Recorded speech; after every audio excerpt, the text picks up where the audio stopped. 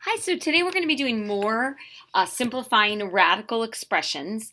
But in order for us to learn this next thing, I want to make sure we understand the difference between rational and irrational numbers.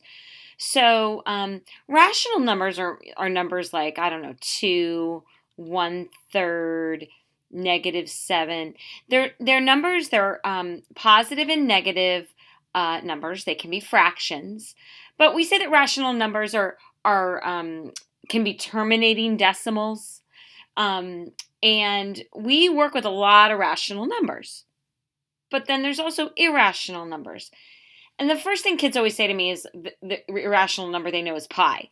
Well, yes, pi is irrational. But the big question is, why is pi irrational? Pi is irrational because irrational numbers are non-terminating, and non-repeating decimals.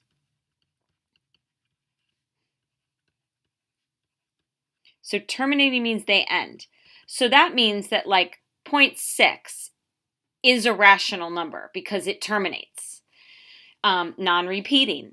So 0.3 repeating is a repeating decimal, so it's rational. So non-terminating, non-repeating means we have no pattern to them and they go on and on and on, and you know that that's pi.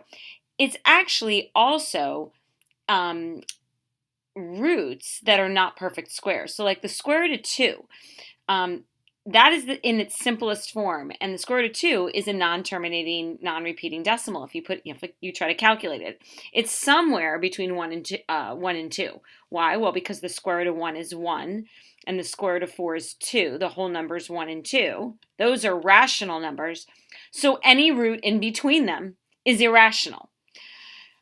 All right, so now we've got to use that fact, because to be in lowest, simplest form, mathematicians have basically agreed that the denominator of a fraction should not be irrational. Okay, so we have to fix it.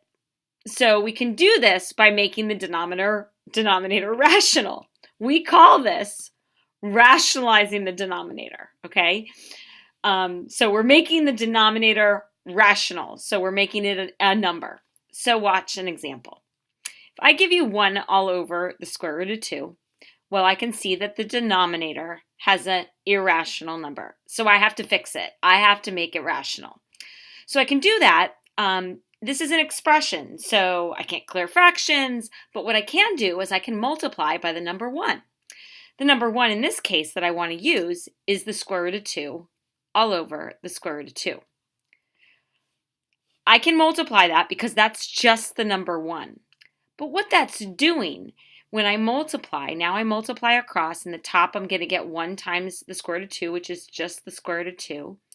But in the bottom, I'm actually multiplying a root by a root.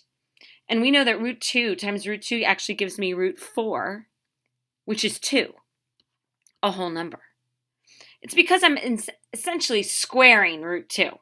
And when we square a root, we're undoing the radical, so we're making it, we're undoing it. We're using the inverse operation. So we've rationalized the denominator, and now I'm done.